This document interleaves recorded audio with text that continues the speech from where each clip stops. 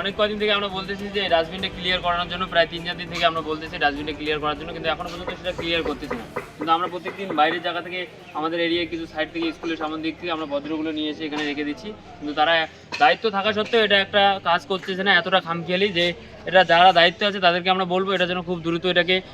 পরিষ্কার করে দেয় আর খালি করে দেয়, কারণ আমাদের কঠিন বজ্রগুলো ফেলতে অনেক অসুবিধা হচ্ছে। তাই বলবো তাড়াতাড়ি যেন এটা করে দেয়, দ্রুত করে দেয়, অতি দ্রুত আজকে।